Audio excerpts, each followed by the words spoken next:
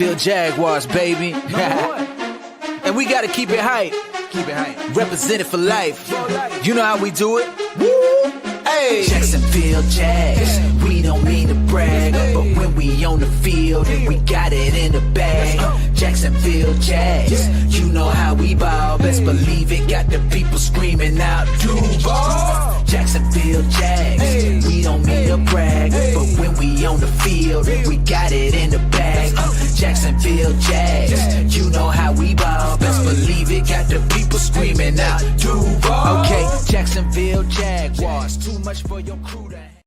And what is going on, everybody? Welcome back into Club Jaguar, your favorite. It's your new favorite Jaguar show now that I think Jaguars Happy Hour is officially retired with Tony Boselli and Pete Prisco. So we have now moved up the power rankings. We're number one now. Look, we took care of them. Okay, we took care of them. Now you guys are left with us. But yeah, thank you guys everyone so much for being here. We got a loaded show, and want to give a shout out to this stream's sponsor, BetUS. They are powering these streams, halfway through the show. Of course, we'll go through some odds and whatnot. But really appreciate them for being this stream sponsor. So we'll go ahead and bring in a couple of our co-hosts. We got fresh off the golf course. We got Jason from Jaguars United. What up, Jason? Oh, not bad. I'm smashing my driver right now, so things couldn't be better. Absolutely. Hey, you can talk up your game right now because no one will know. No one will know how good or bad you're doing. That's true. I could just lie. That's a good point. Point. Yeah. You could just be like, yeah, there's some people looking at me, man. I could be having a career change. That's But hell yeah. And we also got in here fresh off of asking James Gladstone the hard questions. We have Jordan DeLugo. What up, Jordan? Yo. Yeah, little did y'all know. The only reason Tony Boselli is the EVP is so we could take the number one spot as the best Jag show in town. That's what I'm saying, bro. Like that's what people aren't realizing, right? Like we've now boosted up the power rankings. It's a good feeling. So always. With all that said, yeah. So James Gladstone. I mean, last time we were on this show, James Gladstone was not hired. He was hired last Friday. Things are moving quickly. They on Monday he had his intro press conference. And then the very next day, he's at the NFL draft or the NFL combine, giving the press conference there. So, I'll go with you, Jordan. What were your overall thoughts of the hire, and are you excited about it? Yeah, I mean, I don't know how much we have talked about the general manager search. I don't think that we have gotten together since they announced the finalists, have we? I don't think so, no. I think we had gotten together like during the first round of interviews during the middle of that week. Yeah, because last week we didn't have a show, so that was when the in-person interviews were going on. Yeah, so as soon as they announced like the full list of GM interviews, for me it was Chad Alexander and James Gladstone at the top of the list. Chad Alexander didn't make the finalists, so for me, yeah, James Gladstone was the guy. I mean, there's so many reasons you can look at each of the finalists and say that they were qualified candidates, but just what the Rams have done and his part in what the Rams have done, truly impressive. And then obviously a lot of guys can win a press conference. It's about what you do after the press conference and the work that you put in. I think based on the history of what we know about James Gladstone, the work will be put in. James Gladstone and Liam Cohen and Tony Boselli. And I think they're going to get the Jaguars going in the right direction in a big way. It's exciting. What about you, Jason? What were your thoughts? I mean, I thought they, like Jordan said, they handled the interviews great. I mean, you look at just the way Cohen handled the press and the media. You look at the way Gladstone handled it, even kind of Tony Boselli with his like usual snarky self. Mm-hmm. It was just, I thought, I mean, listen, you can get overexcited about interviews and stuff, but it's just the word that I keep coming back to is like it's refreshing. It's very refreshing having this group here. Like, they're football nerds. They eat, breathe, and sleep football. Tony Boselli cares about the Jags, and it's just a completely different direction than we've gone in the past. So for me, I'm very excited. I can't remember being this excited about a off season where we were bad in a long time. Yeah, and I know I've been kind of saying this in some of my videos, like, because we'll talk, oh man, this is a good head coach hire. It's fun having Tony Boselli in here. And we got James Gladstone as a GM. We have a bunch of things right. And people are going to say, oh, well, they haven't won any games yet. This isn't that. But it's like, but up until this point, I feel like the Jaguars have done everything right. You know what I mean? I mean, first of all, you don't have Balky in a building, which is just huge in and of itself. But then, we finally have our young, innovative offensive-minded head coach with Liam Cohen. So that's fun. And then we have a GM, and it feels like our first fresh start of a GM really since like Dave Caldwell, because even Trent Baalke just felt recycled. It was an internal promote, and nobody really liked it. So it just feels like we finally have a fresh take and a fresh viewpoint on this roster, which is really nice. So I know for me, I was surprised they hired James Gladstone, just because I think we all kind of follow what's going on Twitter, and it felt like all the smoke was kind of in the Ian Cunningham area, and a lot of times where there's smoke, there's fire. So I was like, it's probably Ian Cunningham, but I want James Gladstone. For whatever reason, I just like the James Gladstone coming from the Los Angeles Rams. I really like how they did things. And also James Gladstone, the guys whose job he replaced is Brad Holmes, the EVP and GM for the Detroit Lions. So they're brewing something special over there. So Jason, when they actually announced that James Gladstone was the GM, were you surprised by it, given that Ian Cunningham was kind of a front runner? Initially, I was, yeah, like at first, and then I started kind of thinking, and they've kind of been pretty open about this being a coach-centric Liam Cohen run team. And when you think about it, Liam Cohen's got a history with Gladstone, so it kind of makes sense to get their boys in working together. When they asked them, they had a bunch of questions, and I know Jordan was there and asking great questions, a bunch of questions about like who's going to make the final decision, like who's going to make the final pick, and who's like the loudest voice in the room. And they all collectively said it's going to be a collaborative approach. And I think it really can work when you have guys that have worked together in the past, talking about using the same terminology. So I was at first surprised, but then after kind of digesting it a bit, it makes a lot of sense if they're going to let Liam Cohen run the show. So what about you, Jordan? Were you surprised at the announcement of James Gladstone? No, not at all. Like I said, I thought he was look, every hire the Jaguars have made since firing what did you say that guy's name was? His name was what was it, Dave Caldwell? No. It's not ringing a bell. You mentioned somebody. Shaq Harris? I forget who I that? mentioned. I don't Shaq know. Harris? I don't know. No. Oh, Trent Baalke is you're talking about. It doesn't sound like that's what you said. Not ringing a bell. Yeah. Did he exist? Is Yeah. he existing in the Jaguars universe? No, but in all seriousness, ever since they made that move, every hire they have made has been forward thinking. It hasn't been the old Jaguars. It hasn't been the old Shad Khan. It hasn't been that. So like, yeah, I mean, Ian Cunningham was the Twitter darling. Everybody was saying that was going to get the job, whatever. I think there's legitimate smoke about Ian Cunningham. I think Ian Cunningham's going to be a GM soon. I think that there's a reason they scheduled James Gladstone as their last interview. I do. I think that he probably blew them away in the Zoom interview portion of the interview process.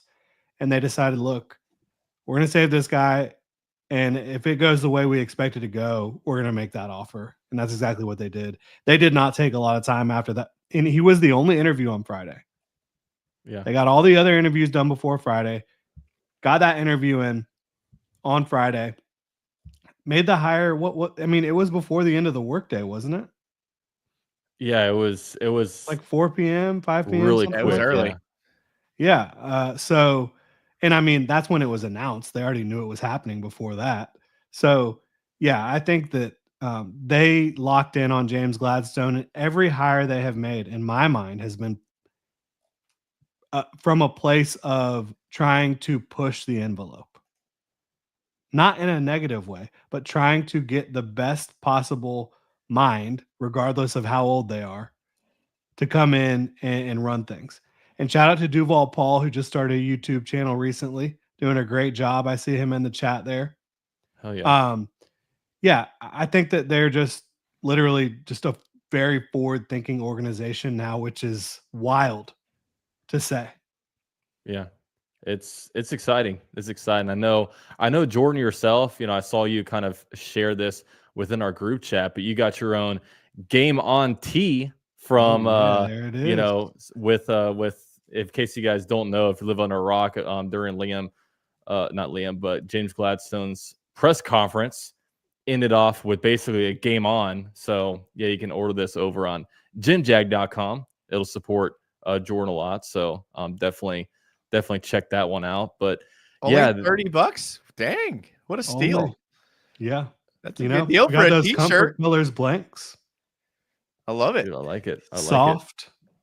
Kind of like a 90s fit. They're not oversized, but certainly true to size. They're not those kind of tight t-shirts you see a lot nowadays. Oh, hey, come on. What's wrong with tight t-shirts? There's nothing wrong with them. I think people have plenty of money for Jaguars merch, right? Because no one was buying between October and January. But we're back. We're back. Facts. Game on, right? Facts, Game right. on. Game on. I Come love on, that. baby. That's a great shirt. That's a great It's a good shirt. Yeah. Hey, I'm all about it, man. It's exciting times, and yeah, definitely go support Jordan over there with that one. So yeah, and I think really with all the James Gladstone stuff, I think one guy that really deserves a lot of praise is Tony Boselli in a lot of ways, because man, like there's really nobody that cares more about the Jaguars that could be in this situation, and it feels like, and I know for me, Jason actually brought up a good point a couple of weeks ago when, kind of asking, is this GM job attractive with, Liam Cohen and an EVP already in here and basically everything already established where he can't even bring in his own guys, right? He's kind of working with the Jaguars hat. And it was kind of a good question. I was kind of like, I guess we have to wait until jobs start getting offered, right? And yeah, James Gladstone accepted. The reports were that Ian Cunningham did want this job, but but obviously he didn't get it. So, Jason, it looks like the job, I guess, was attractive, right? That's a great question. That's a great question. Did you notice how many times everyone always said that? I'm gonna start doing that. Everybody's doing that. Liam, James, Gladstone, like that is a great question. That's a great question. I'm so glad you asked that. Yes, the job was attractive, but I think it makes sense to bring in a guy that's already friends with Liam Cohen if this is the approach they want to take. So great hire, I think. Yeah. No, it's exciting. Jordan, how are you feeling about really Tony Boselli with this whole process of just building up the Jaguars back up? Yeah. So one thing about Boselli is I know he's not really going to be super involved with like free agency and draft. Like he's not scouting players, right? He might be someone that they can lean on and say, hey, can you watch these two guys and give us your opinion and, that type of situation. But he's not like directly involved with the scouting part of it. And there's that part of it. But also one thing that James Gladstone said about Les Snead, he is unapologetically himself and he wants everybody in the building to be that way. Is that not like a spitting image of description of Tony Boselli? That's true. Like that is Tony. I mean, he is himself all the time. And you got to love that. Yeah. No, he's. And so I think they're going to foster that same type of environment. And then you talk about the collaboration and alignment. Those are buzzwords, right? Everybody talks about that. I mean, Trent Baalke and Doug Peterson talked about that. I think when you have it genuinely, it can be huge and it's necessary. And the way the Rams operated and the way I think the Jaguars are now trying to operate with two people that come from that same system, if there is a major disagreement on a player, on a decision, let's move on from that and find something we can agree on, right? Like, Jason and I, we've had our disagreements on this show. We have? Right? Every once in a while. Yeah. Maybe. Yeah. I thought you guys just hate each other. Yeah, pretty much. No, Jordan stole my girlfriend back in the day. And I haven't been able to let it go. My bad, bro. It was the beard. So yeah, I think that with Liam Cohen and James Gladstone knowing how each other operates, I really do believe they can get this pure collaboration going. And look, as they said, if there's a disagreement, if there's something not going like smoothly in a conversation, pivot. Like, Yeah. find something you can agree on. And it should, like, there's 400, 500, 600 draft eligible players. There's a ton of players in free agency. It's not going to be like difficult, right? To find something you agree on if you're not bringing ego into the conversation, like Liam Cohen brought up, if you're not bringing your own agenda into the conversation. I think both these guys are being genuine about that. And they've been around it. They've seen it with Sean McVay, with Les Snead, and they've been crucial parts of it. So I think it's legitimate. Do you think any of they're kind of overcompensating right now with how the last regime there was like no collaboration, and maybe that's being brought up a lot as like, okay, let's, especially from Shad Khan, like he's probably like, all right, guys, I need you guys to get along. Okay. Yeah. None of my last two guys got along. I'm getting tired of it. Can you guys just work together? I think it's easy to say that. And I'm sure Shad Khan has eaten it up. But I think that is genuinely the culture that James Gladstone and Liam Cohen are trying to bring. Yeah. Because that's the Rams culture. Like, the Rams were not being paid by Shad Khan to say these things before these guys got hired. They've been saying it for years, right? Yeah. That Rams ecosystem. The ecosystem. And now Shane Waldron's in the ecosystem, another Rams guy. Talk about dynamic collaboration. Yeah, he's he definitely uses some nice words. He sounds like an encyclopedia. He talks very well too. Not many, as Jason would say, buffer words. Something I definitely got to work on. But he's been pretty great. So, and one thing that's funny was he was talking with, I don't know, somebody in the media. They're like, oh, you guys had the most picks in the draft. He's like, yeah, right now. So I'm really interested to see if he turns out to be a guy that likes to move around a lot. Like right now where the Jaguars are, number 5 overall pick, top picks in the 2nd and 3rd round. Now, of course, they have another 3rd and 4th rounder from Minnesota. Could be a chance that maybe the Jaguars trade back up into the 1st round. I mean, it would be very Rams-esque. And I know, they're all about going and getting their guy. They're more about let's get really quality guys over just a bunch of guys. Like I remember what draft was it, like 2022 or 2023, where they just had a crap ton of picks and they didn't trade anything. I think it was 2023. They just drafted a bunch of guys and it was like, why? And they didn't. Are you talking about the Jags or Rams? Sorry. Yeah, no, the Jaguars drafted a bunch of Rams guys. did the same thing. The Rams did the same thing. Yeah. But they hit on Puka Nacua. They hit Steve on Avila, Byron Young. Yeah. Kobe Turner. Yeah. Puka Nacua. And they got other role players out of the draft as well. So yeah, we can't get a day 3 guy to contribute outside special teams. Pick. Yeah. Yeah. The Jaguars. Steve Avila, 2nd round pick. 2 3rd-round picks, Byron Young and Kobe Turner, are ballers. Puka Nacua, a 5th round pick. And look, if you were paying attention, I had Puka Nacua as a day 2 guy. I was not the only one, but you're seeing the fruit of drafting Puka Nacua. Like, it's been unbelievable for the Rams. You're seeing the fruit of Gen Jag draft breakdown, being able to project the players. Oh, speaking of Puka Nacua, I thought about this today. Is Ted McMillan off the board? Because you look at he doesn't block. Because you look at Puka Nacua, where he was drafted. You look at Brad Holmes took Amon-Ra St. Brown super late. You look at Cooper Kupp, who got taken by Les Snead super late, and all those guys are like top receivers.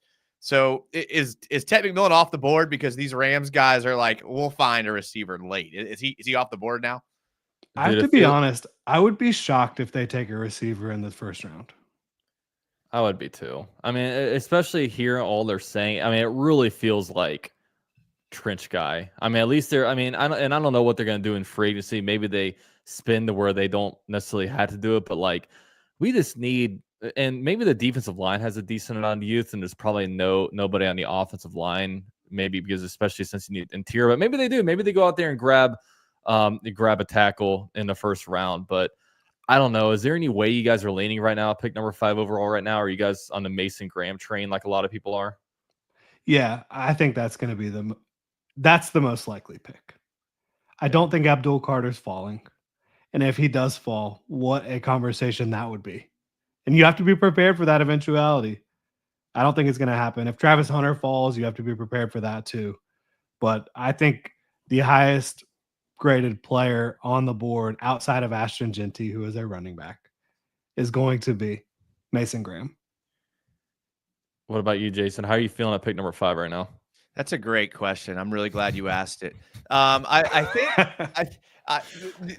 think Mason Graham is the surefire pick there, but there's always the caveat that he could go before 5, and which would mean Abdul Carter or Travis maybe, Hunter's probably there, or it would mean 2 Shedeur quarterbacks. Sanders or Will Campbell is the best player at 5, and in that situation, you're presented with an option of: do you take Will Campbell? Or do you trade with a team who wants to come up and get Shedeur Sanders? Or do you take Ashton Genty? They would love to trade down. Yeah. I mean, I think that's definitely plausible for sure. I think Shedeur and Cam are coming off the board. Ooh, that'd be nice. I do too. I just this might be the draft I have the least amount of pulse on like the top 5, who they're going to be. It's kind of muddy. Pretty good about it. Top 4 for sure. And I'm seeing a lot of like Travis Hunter falling a little bit. Like I'm seeing him go to the Jags in a lot of mocks. I mean, is that something that people are over talking about right now? I don't see it. I mean, I understand what you're saying. You see it around, but I don't see it happening. Yeah. I really think Travis Hunter and Abdul Carter are the 2 best players in this draft. And I think Cam Ward and Shedeur Sanders are going to get drafted where they're going to get drafted because they're quarterbacks. Yeah. I mean, I think they're both gone before 5 as well, to be honest with you. Yeah. Both quarterbacks. I hope they are. I mean, I can see a team falling in love with Mason Graham and taking him top 5 or top 4. Yeah.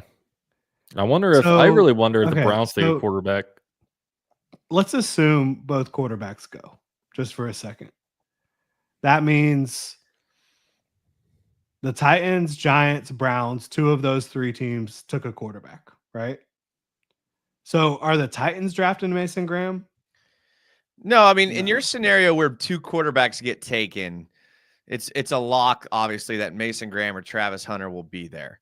But there is a scenario where 2 quarterbacks don't go in the top 5. I guess that's all I'm saying. I would love that scenario. I would love 2 quarterbacks don't go in the top 5. Yeah. Where Shedeur Sanders. Yeah, because then that means the Jaguars have the opportunity to trade down. Because if Shedeur is there at 5, or Cam, which I don't think. I think it's going to be Cam number 1 as the first quarterback off the board. Yep. But if Shedeur is there at 5, I think that somebody will trade up to jump. Well, and now the Raiders are apparently in on Matthew Stafford. So we'll see how that plays out. But I would guess a team would jump up to 5 to get Shedeur.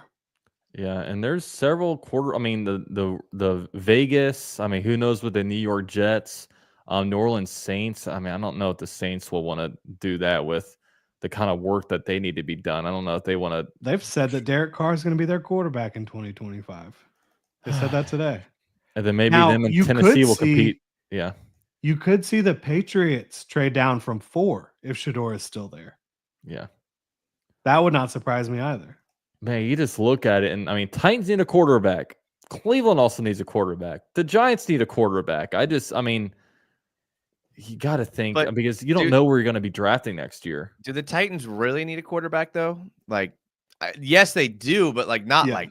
Yeah, I mean, I know what you're saying, because I don't think they're going to be that good in 2025. So, like, do they need to waste a pick this year, or would they rather get a really good player than test their odds in 2026? I think Abdul Carter goes 1 overall. I really do, man. Like, yeah, I hear you, and I don't think the Titans should take one of the quarterbacks. If they do, I think it should be Cam Ward. But there's just so much development needed there, just to be a pro-style quarterback in any way, shape, or form. But they need a proof of concept in Tennessee. Like, how does Brian Callahan keep his job if you don't have any direction moving forward? Like, this is a franchise that has fired the last 2 people in charge of their personnel within the last 24 months, haven't they? I mean, that's a tough situation to be in if you're Brian Callahan. I feel like if you get the quarterback and things you know, you don't have a great season, but at least you have that quarterback in place and you're making him look like he's pretty good, maybe you have a chance to stick around. Yeah, I don't know what the direction of Tennessee is. I don't Like, either. it's And maybe really they get a vet. confusing. Maybe they get a vet. I was about to bring that up. There are vets out there. Aaron Rodgers is out there. Yeah, I know Tennessee Titans fans, a lot of them that I talk to, they want Aaron Rodgers, which for me, it's like, ugh, like, I don't know. Hey, made the Jags look silly in 2024, didn't he? Everybody did. I mean, the Jaguars in 2024 never happened. Okay, I'm operating under that. So everyone gets a restart. Eric Armstead, this is your first year with the Jaguars in 2025. Everybody, Cisco, you can go. That's fine. But I don't get me started on Eric Armstead. Walter Payton Man of the Year. Respect him, bro. Respect him. No, I'm not doing it. On his name. I'm not doing it. It's so funny when he wins Walter Payton. It's like, okay, yay, good for him. Like, I don't think any Jaguar fans were like, yeah, like I'm backing this guy. Great guy, but whatever.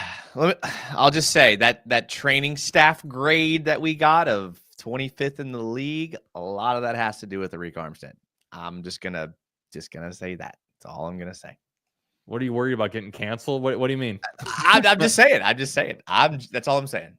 So you're saying, but if it's 25th, there's a lot more to my hate. There's a lot more to my hate than just Walter Payton Player of the Year and being absolutely MIA on the D line. But it wouldn't be Eric Armstead's fault, right? If we're 25th in the league and training or whatever it is, it's his fault. Yeah. Hey, I'm not trying to defend him either. I was all about the pick. I mean, how is it his fault? He was playing defensive end. 2024 never happened. He's good. He can play anywhere. 2024 never happened. Yeah. Never mind. We fixed it. Move over 3 feet to the right, and now you're an all-star player. Yeah. That's what it is. See, he was too busy to work in a community. I don't think that's reasonable, but I think it's reasonable to expect him to perform at a higher level playing at a natural. Like, there are so many defensive line players that if you put them not even 3 feet over, but if you change a guy from a 3-tech to a 4-eye, he's not going to perform at the highest level, right? I'm not saying every guy. There's a lot of guys that have versatility across the line. Yes, if we're saying black and white, he won't perform at his highest level, then yes. But that difference is going to be marginal if you're moving over from the inside shoulder of a guard to head up on a guard. And that shouldn't be But that's not what he did. Well, you said from 3-eye to 4. I know, but I'm saying there's some guys that can be a good 3-tech that cannot play 4, right? And there's a lot of guys that can be a great 3-tech that cannot play edge, cannot play 5-tech, 7-tech, 9-tech, right? Typically, they aren't like guys like Eric Armstead. They're like big run stuffers who get into gaps and fill gaps. That's not Eric Armstead's game. Eric Armstead's game is to get through the gap and get up the field. 3-tech. No, but he's not he's not a gap stuffer, 2-gap 3-tech like you'd see in an odd man front. He's more a lot of nice 3-techs, like the traditional 3-tech you think of is somebody like Eric who's get up the field. Well, in some defenses, in a 4-3, typical. Yeah, in a 4-3, yeah. Couldn't you make the argument that he was too busy out there doing work in the community? Yeah, too busy doing. He was just too good of a guy. He was too good of a guy. Too good. I can't wait to see Eric Armstead explode this year into an all-pro player. I can't wait when he shifts over to the inside shoulder of the guard instead of playing the inside shoulder of the tackle. I can't wait to see the monumental success this over 30-year-old's going to make with that little change. I cannot wait. You know what I want to see? I want to see him have a 3 to 5 sack season as a rotational interior defensive lineman behind Mason Graham and Mason Smith. I want to see him with a contract with the 49ers back with his old team. And that's what I want. That's not going to happen. We gotta be realistic here. And, for those that don't know about the contract situation, he essentially is locked in with the Jaguars this year. Same as Gabe Davis, same as Darnell Savage. That's just call it a spade. Call a spade, right? Well, hopefully he's giving out backpacks to some Title I school and doing something productive with his life. Well, with No, he Bulky will gone, be, can that's we for just sure. can we get a refund? Is that because you know, If you fire your GM, the contracts don't count anymore. yeah, because he wasn't good. Nobody likes him. Everyone knows he was drunk when he was out there making a pick. I don't know. It's fine. It's whatever. But do want to give a shout out to BetUS. I want to give a shout out to the casino because I haven't given a shout out to the casino. I don't know if you guys like playing live slots or live table games, blackjack, poker, all that stuff's on BetUS, and you can have a 200% sign up bonus up to $5,000 or 250% with a crypto sign up bonus up to $5,000. So if you guys are interested in those different slot games or poker games or blackjack, whatever your pick is, they got all that over there on BetUS, and they're of course powering this stream, so really do appreciate them. So guys, this week is combine week. So Jordan, let us know, as people who know nothing about football like me, if I were to never watch the combine before and turn it on, what am I looking for? Like give us the dummies version of how we should be watching this combine as Jaguar fans. Like, what are you doing? What position are you watching? Well, I like Saturday. No, the I'll be quarterbacks real with you. So I believe tomorrow is defensive line and linebackers. Yeah, that's tomorrow. The Friday's defensive backs and tight ends, and then Saturday is quarterbacks, wide receivers, running backs, and then Sunday and Monday will be offensive linemen. So one thing you need to keep in mind is weight adjusted athletic testing. So you can have a defensive tackle that's 290 pounds.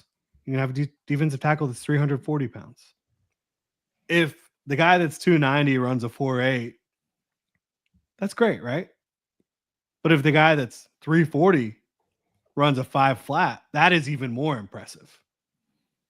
So weight adjusted testing, you have to factor that in.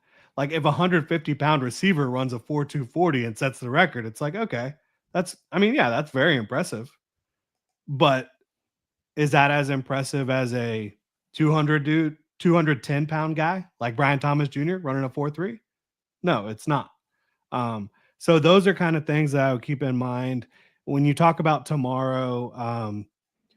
Obviously, 40-yard dash really does not matter for these big guys, but the 10-yard split matters, and they'll give you that. You'll see the 10-yard splits. So that's the first 10 yards of the 40-yard dash. And with some guys at different positions, you care more about the flying 20, which is the final 20 yards of the 40-yard dash, right? Guys that are burners down the field, you want to see them be able to create separation as receivers deep down the field, as tight ends deep down the field. That's what you're looking for. And there's just so many different things. I mean, you're going to see pretty much every position group. The bench press is going to be won by short arm guys. That's just how it goes. So you have shorter arms. It's easier for you to put up reps on the bench press. We don't need short arms anyway. We don't need short arms on this team. Little T-Rex arms. So that's something to keep in mind too, right? Like if a guy that has 35-inch arms, which is insanely long, does 25 bench press reps versus a guy that has 30-inch arms doing 32, the guy with the longer arms doing that many reps is much more impressive from a strength perspective. So there's all these different little angles you need to be able to pay attention to and understand. And a lot of the testing, like a lot of the defensive linemen won't even do a lot of the agility drills just because if it's not going to make them money, there's no point in them doing it. And their agents teach them that. And they're training for the drills that they can do the best at. And that's what they're going to do. And you're not going to see a lot of quarterbacks throw. I don't think you're going to see Abdul Carter. I think a lot of guys that are at the top of the draft, you're not going to see. But it's going to be a lot of fun because the draft is more than the first round. It's more than the quarterbacks. And so I'm excited to see a lot of the guys that we've been scouting or I've been scouting for months and finally be able to see these actual numbers come in and verify what you see on tape or make you question what you've seen on tape.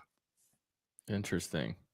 Jason, I don't know. Are you a combine junkie at all? I love the combine. The number one thing I'm going to be looking for is Jen Jag's video that comes out afterwards to tell me what actually happened. That's going to be the first thing I'm looking for. I do love watching the combine just because I think it's fun. But the person I'm going to be keeping my eye on is on Saturday, Ashton Genty. That's who I'm going to be keeping, because if he blows it away at the combine, now coaches are kind of shifting from like, this guy did it at Boise State, and they're shifting to, I could get this guy to be good in the NFL. So that's all I'm gonna say. That's all I'm gonna say about Ashton. No way, Genty. bro. I'm not gonna say I take him at 5. I'm not gonna say that running backs are really valuable nowadays in the NFL. I'm not gonna say that we just watched 2 teams in the NFL pretty much run almost to the Super Bowl and one win the Super Bowl on the back of a running back. I'm not gonna say all that. I'm not gonna talk about how Liam Cohen had a lot of success in the Buccaneers offense because Bucky Irving was able to be such a threat in multifacets of the game. Oh, well, Tyler. I didn't know that either. Thanks, Tyler. You ruined my rant. But you'll be able to be in the middle of combat interviews, right? We get those interviews at least where they ask about like if they're asked the weird questions. I was about to bring up something that probably YouTube wouldn't have liked, but but yeah, they ask the combine questions, and of course they like the medicals. I think. Do you think the most important thing about the combine for some of these GMs is like the medicals and just being able to talk to them in person? Like, do you think that is valued more than what's actually going on the field in their underwear? 100%, and that's why you've seen the Rams a lot of years not go. They'll send their medical staff, and they will have some interviews that they can tape and watch and all that stuff. But like a lot of times, the Rams' main contingent isn't there. It's because you can do exactly what I'm doing from a couch or from a desk, watch the combine on TV, look at all the numbers, and get the stuff you need from the on-field workouts, right? What you need as a team is the interviews and the medicals. Yeah. There's also the schmoozing with like, hey, what would you trade for this pick? Yeah. And what would you give for this player? Like a lot of that happens at the combine as well. The networking. And it's not just the draft. Free agency, trades, all this stuff starts getting really talked about between teams, between GMs, executives. A lot of that does go on at the combine. And also one thing that you see is if you pay attention to mock drafts, you see mock drafts starting to get shifted a lot because media guys are talking to GM guys and they're hearing scuttlebutt about this, and that. And then, different, maybe not in the top 5, but maybe, from 10 to 20 or 20 to 30, like a lot of things get shaken up a little bit. And maybe some guys that say, okay, like the media has this guy as the top of his position, but it's not shared amongst these guys, or maybe some teams are scared about medical stuff. And I know you kind of spoke about medical, and one thing that's funny is I remember Miles Jack saying like when he was at the combine, like teams were just poking and prodding like crazy at his knee. Like I can't imagine, because like what these guys do is they figure out like if they have a medical, right? Like if they say, okay, this guy has something wrong with his knee, they're going to go in there and try to basically make them feel pain and see what kind of tolerance whatever they have is, and it's quite painful. And you got all these different teams kind of doing that. So yeah, it's definitely very tough. I can only imagine. But yeah, the Jaguars whole crew is there. I really wonder if they try to take the Rams point next year and the years beyond, like where they don't really send many people.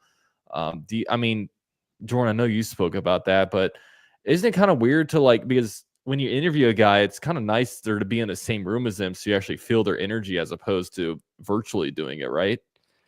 Yes, I think there's definitely something to that. I'll also say you can interview these guys at all the different All-Star games, and not everybody's at the All-Star games.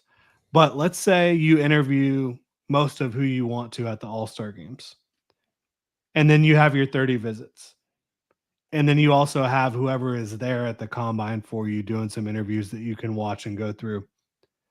I think a 30 visit is honestly probably a much better gauge of person, because you're going through a million interviews a minute as a player, as a prospect, not only going through these interviews at the combine, having to mentally and physically prepare yourself to try to perform at your very best.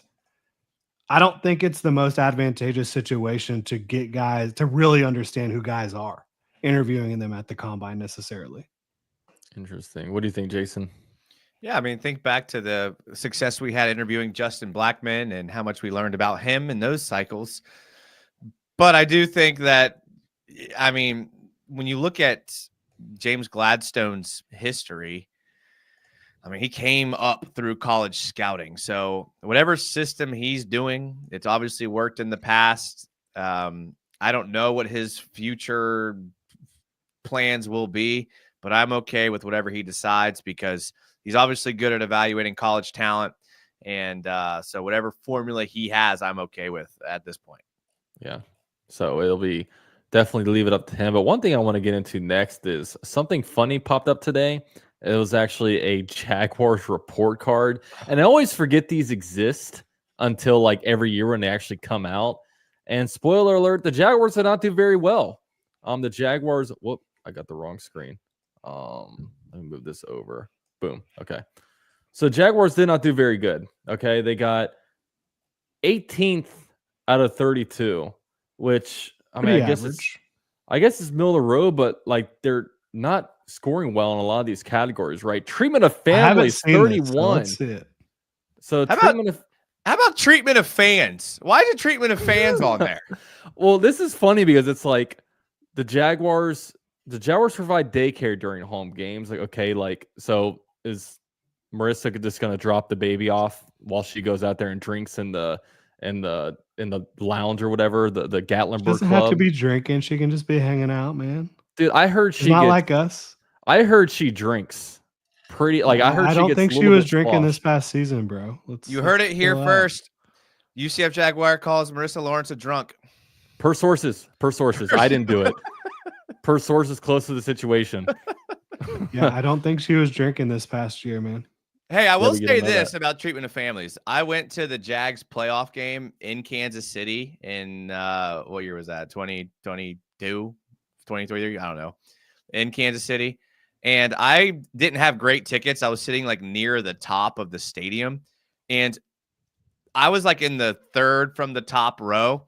The entirety of the Jaguars families were sitting behind me in that playoff game. The entirety. Yeah. Like I was high-fiving Jamal Agnew's parents early in the game. And then I was like, oh, he just fumbled on the 1 yard line. It was like, so they definitely don't hook them up with away tickets. That's for sure. That's a little. Yeah, that was the start of his villain origin story. So they say they are only one of 10 teams that do not provide a family room during home games, which what is a family room? Is this a big room where they can all hang out at before they get out of the locker room? You better know what a family room is. Family room. Okay. Yeah. That's interesting. Give me a big comfy couch. Yeah. A TV. Okay, so treatment of families is the team's lowest graded category. Players believe that many changes need to be made. They would like more access to sideline passes so they can see the families pregame. That is true. You don't see that at all. During a game, players want a family room so their families can escape the heat and allow mothers to change/nurse babies. Okay, so I'm there with that. I get that, man. There you go, Marissa. Finally, players want their post-game family area upgraded. So one thing that you'll notice on here is like a lot of this stuff feels like it'll probably get fixed when the new stadium gets here. Because you'll see the higher categories, locker room, training room, like weight room. These are all the new amenities that they just put a bunch of money into. But I think the most damning thing was the head coach ranking. So, it says overview, Jaguars fell from 5th place last year. So they're in 5th place. Now they're 18th. The team ranks at the bottom of the league for its treatment of players' families and a players' rating of their head coach. When asked what their top improvement area would be, each of the top 3 answers reflected low ratings of former head coach Doug Peterson. Players cited poor time efficiency, a lack of willingness to listen, and a weak team culture. All issues they hope new head coach Liam Cohen will address. I just can't believe that. It looked like he was into it. right? You know what's funny? And I tweeted this earlier today. They scored well on everything that doesn't involve hiring human beings to be involved in.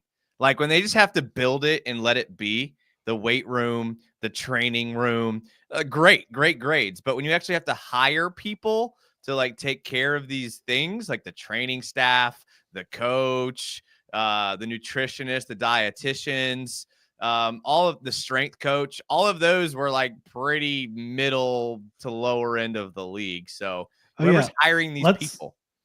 Let's look at the Bills strength coach rating. Can you do that? Because that's who our new strength coach is. Yeah, let me let's see. I'm on this website a lot looking at grades. So let me pull team report cards. Okay, here we go. We got the Bills. They 23rd out of 32. Ooh, 23rd. Training staff 27th. Yikes. What's going on No, here? no, not training staff. Weight room and strength coach. Those are different categories. Oh, are they? Okay. I thought weight room was like pure equipment. Yeah, that is. Players report There's a strength coach category, I think. It says the players report that the equipment is high quality. Okay. So let me go. No, training staff, that would be like the injury people, right? Let's see. Strength coaches. Yeah, strength coaches. B+, but 23rd overall. This is bullshit, right? We would not hire the 23rd best person. 91% of players responded that they get an individualized training plan from their strength coaching staff, ranking the team 23rd out of 32. That sounds dumb. Yeah, but a B+ is good. Listen, yeah, B+ is good. You would have given me a B+ in high school, I would have been partying. All right, so I'll take the B+ all day. Yeah, I feel like strength coach. I mean, this would have to be pretty big amongst teams, right? I don't know. Not many people are like. I felt like I got weaker this year. Maybe Eric. Armstead, they seem like a pretty strong team. And everyone has their own trainers. Like they have their own trainers. So like, what are the strength coaches? I mean, what are they actually doing?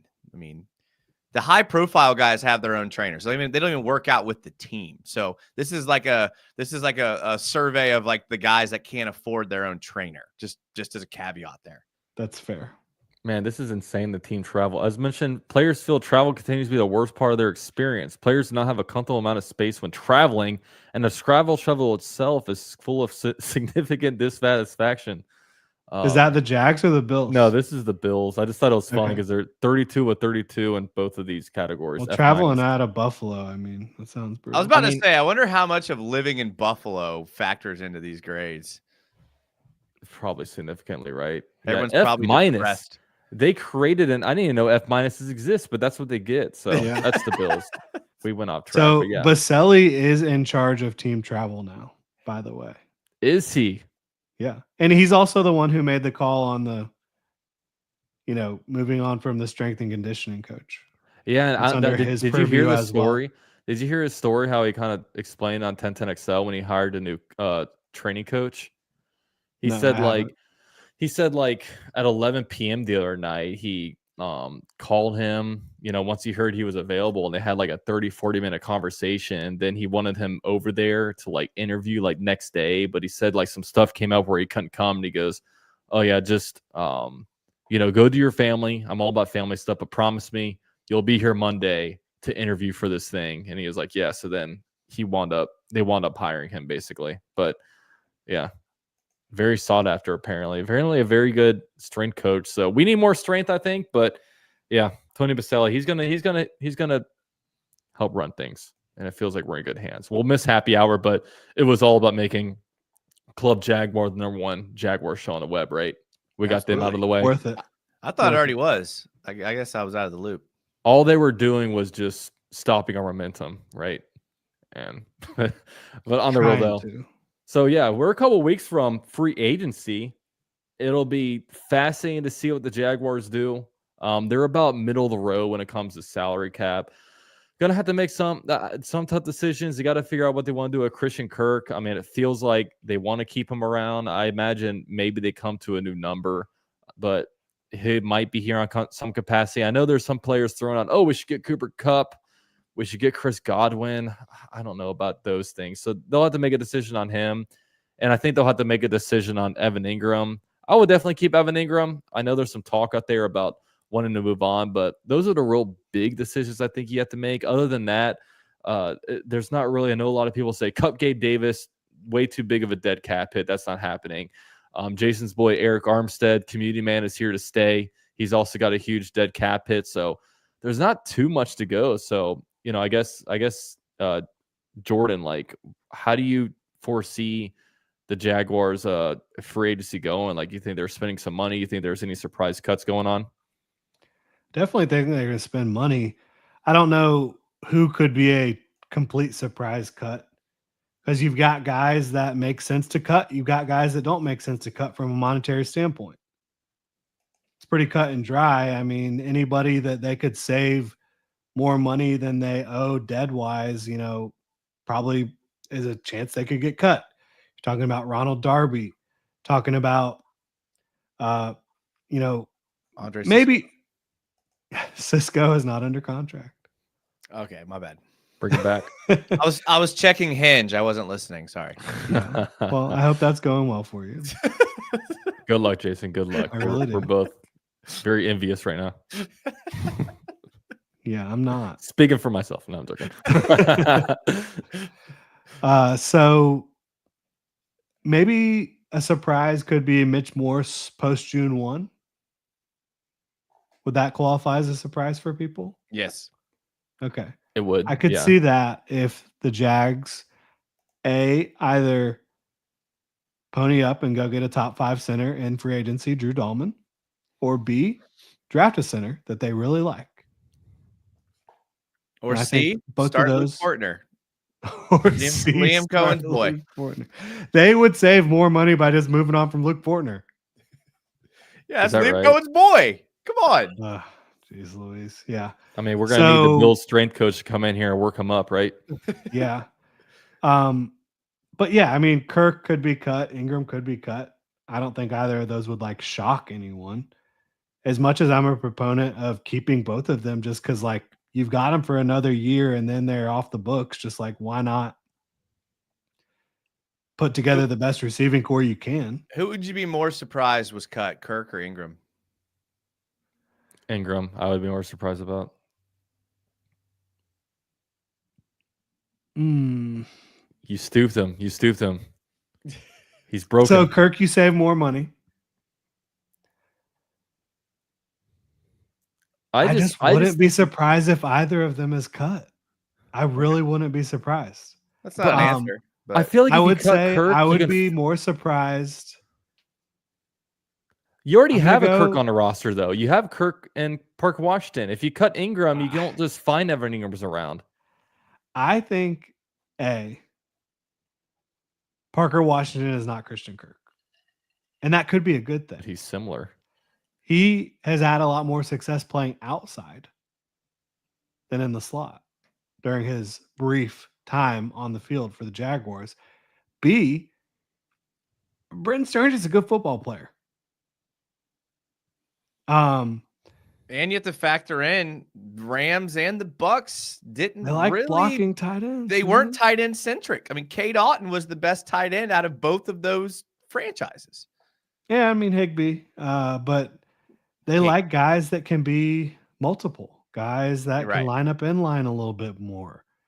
And obviously Brenton Strange is more of that than Evan Ingram. And so it wouldn't be surprising to me if both of them are cut. I would be more surprised.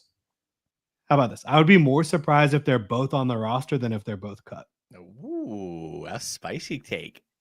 That's a spicy take.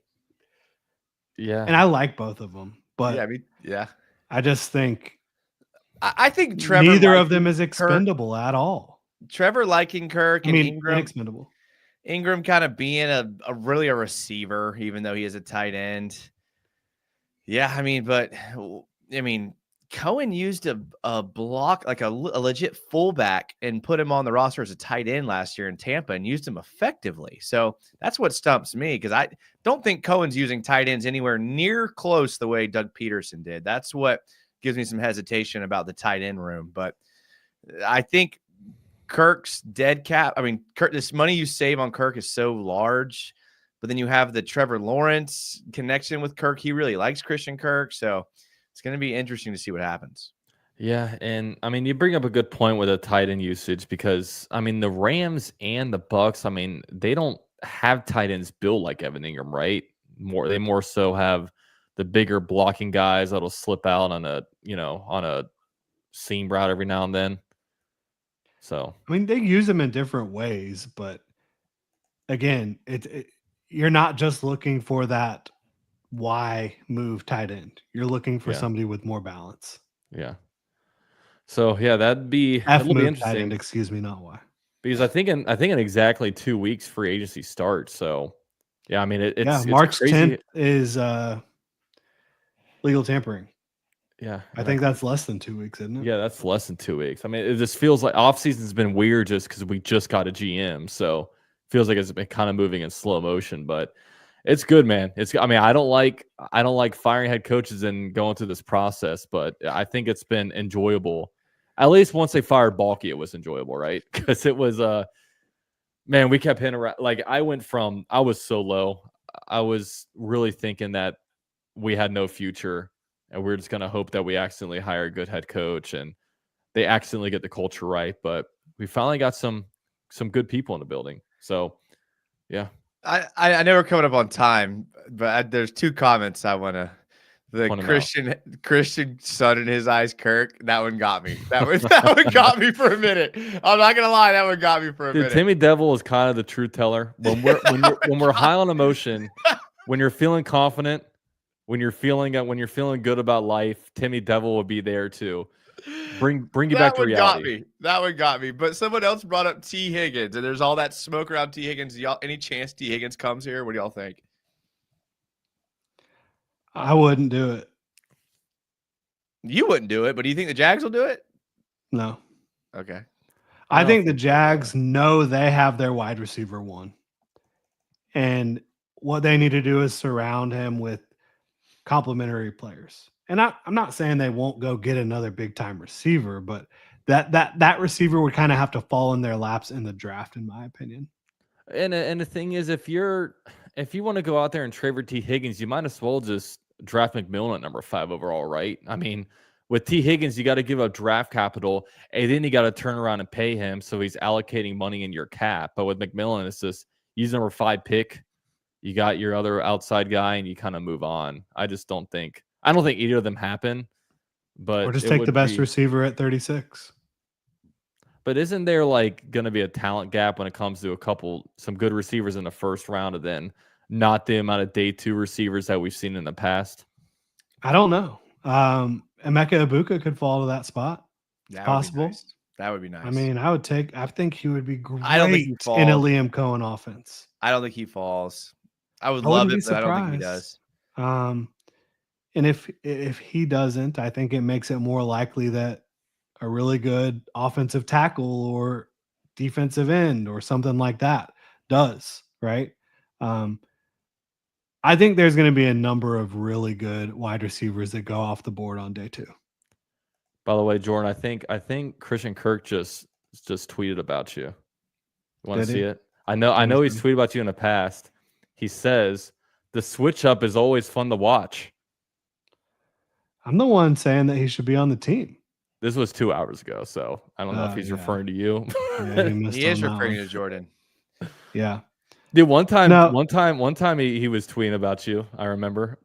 Yeah, I said that Calvin Ridley catches that one, right? Which obviously wasn't accurate in any way, shape, or form. But the But sun was in his eyes. yeah, Kirk didn't love that. A lot of people didn't love that. And we've talked since then. We're all good. Y'all are good? Yeah, absolutely. Are you They saying hang he's going to out. be on Club Jaguar next week? They play pool together. No, I wouldn't say that. They shoot pool. Maybe if But- we get that training staff up from a B-, maybe Christian Kirk wouldn't be hurt 17 weeks out of the year. Yeah. Look, like I've said, I think Kirk and Ingram provide enough value to just keep them on the roster in 2025. And then that doesn't stop you from adding at either of those positions, right? In the draft. And Certainly then doesn't. you're ready to let these young guys cook in 2026. Yeah. Will definitely be fun to watch. So I mean, with that said, that'll conclude this show. Appreciate everyone for like being here. So we got Jordan DeLugo, Jordan, you're actually on the James Gladstone press conference. You asked maybe the best question. It was a great question, actually. Great question. We I appreciate you legitimately asking think it. it was the best question. Like I was like, because it was the most like time sensitive question about free agency, and it got to the heart of like who's making decisions. I was like, I was like a proud father. I was like, Jordan, great question. Jordan. And you didn't call Tony Boselli a buffer. I sure didn't. Why does Gene always get the first question? Because he's Gene. Because he's the columnist. Legacy media. I was about to say it has to be legacy, right? Yeah. Gene's been around for a while. He does a great Gene's the job. man. I love him. He might take a while to get his questions out, but you know, I love when he's on mute. I love when he misspells tweets. It's all things we need. Like boomers on Twitter. It's the greatest thing. Like he actually blocked me on Twitter, and I don't know if he did it. I mean, I don't know if he knows he did it. Because like we talk, like when I'll say, "Hey, how's it going?" But he has you blocked. Oh, that's a tough life. Yeah, dude, I hate if you're this. watching, it's so funny. Gene, you know. It's so funny the new Twitter thing where now you can see people's tweets who's blocked you, and I am blocked by so many people on Twitter. It's unbelievable. I don't know if you see the same, Jordan. No, I didn't know you could do that. See a lot of things. No, well, like it's not that you can see. It's like if somebody tweets and people are retweeting it, and if the reply button is grayed out, it means you're blocked. And like it's a lot of people have me blocked, which hey, it's all good. It's probably for good reason. I've tweeted out some stupid shit, but I'm passionate. Okay, I have you blocked. Yeah, I know you do. That's why I'm always begging for you to unblock me. I still tagged you in the Twitter Club Jaguar tweet, so I appreciate. You know. Always, I do what I can. I forgot to retweet that. Oh, it's all good. But yeah, so Jordan, got to ask you, man, what you got coming up on Gin Jag for the next week during combine stuff? Well, yeah, I mean, we'll review the combine pretty much every day. Probably talk about all the different interviews the Jaguars are going to have, and you know they've been already talking to Abdul Carter and linked to Travis Hunter, and they're going to meet with every guy at the top. They're going to meet with almost all the guys at the combine, right? Like that's just the due diligence you have to do as a team making big decisions, right? As an NFL franchise. But it's still fun to talk about the different possibilities and different eventualities that could happen. So we'll talk about Travis Hunter. What if Travis Hunter falls to 5? We talked about Abdul Carter. What if he falls to 5 earlier today? We'll talk about free agency still coming up because, I mean, as exciting as the combine is, free agency is right around the corner. The combine ends, and then a week later, free agency starting. It's exciting stuff. Yeah, I mean, you know, you had Javon Holland, who the Dolphins are going to let test free agency. The Jaguars have a major need at safety. The Jaguars have a huge connection with Javon Holland, their defensive coordinator. Javon Holland worked with him for a long time. Big fan of Anthony Campanile. So I think that's an interesting potential tether point between Javon Holland and the Jaguars. And so we talked about that. We'll continue monitoring all that sort of stuff. So Jason, got to ask you what you got coming up on the Unhinged Jaguars United YouTube channel. My plan is to just watch both of your channels and just get all my information. My plan is to take a little bit of a break from YouTube. You know, me and Travis Holmes are planning this little political podcast. Oh snap! Yeah, so that's in the works right now because we got to branch out. We got to spread our wings and fly. So we're looking into doing that. So I may take a break. I may go live. I did a show last night and I was like 30 minutes in and the power of my entire neighborhood went out mid-stream. And I was literally just chatting with people the chat was still up and we were just talking about the Jags on chat. It is unhinged around here. It's hard to explain why it happens, but it does. So yeah, I'm just looking forward to listening to a political show and just attacking whoever's beliefs I don't believe in because that's what I do. See, listen, I could argue either side. That's what makes it great. You just tell me what side you're on. I'll argue the other side. That's my Yeah, strength. we know. That's we know. my Yeah, you play the fence, don't you? You play the fence. Oh no, I'm Fence rider? I'm an attacking style defense. Attacking style. That's what I like to call it. Dude, you don't abuse anybody more than you abuse Travis. You go after him. He And likes it's great it. entertainment. He It's likes great it. entertainment. Okay, he likes it. Oh yeah. Hey, he wants to be challenged. So That's how I'm fun. wired. I can't help it. As you guys know, I cannot help it. I was born this way. No, it's As great Lady stuff. Gaga says. Beautiful thing. So I don't know what I got going on. I'm supposed to have a baby or something next week. I'll figure out what's going on there. And yeah, I'll test out my skills in live action. But yeah, we'll still April be 1st would be a great birthday. April 1st. Oh no, that would be March 1st. Don't listen to me. Rumor has it, if your baby's born tonight, you have to name it first name Club, middle name Jaguar. Any truth to that rumor? I'll have to bring it by the wife. She might be down. She might be down. Just ask her after she gets that epidural. Yeah. Don't she do stuff and I can just write down whatever I want in the sheet? They Yeah, give me totally. the sheet with all the information. Baby name Club. Honestly, I don't remember. You see, my last name I do is not D. remember how that all went down. My last name is like D, like DEE, so I could be like name a par, so his name would be Party. I Or like like that. I or like that. yeah, or double, so his name would be Double D. That'd be cool too. Or camaraderie. Yeah, something like that. I mean, there's anything that ends with, DEE. So yeah, I mean, I got a lot of options here about some fun ways to have my son get picked on when he gets to that age. So Yeah, exactly. but with all that said, we're running over right now. We're running over. So appreciate everyone for being here. I got Jordan and Jason's channels linked down below. Also, guys, drop a like on the stream, man. It helps out so much, more than you guys can ever imagine. And appreciate all you guys tuning in here to Club Jaguar, now the #1 Jaguar show on the Jaguars airwaves. So appreciate you guys tuning in. Go Jags.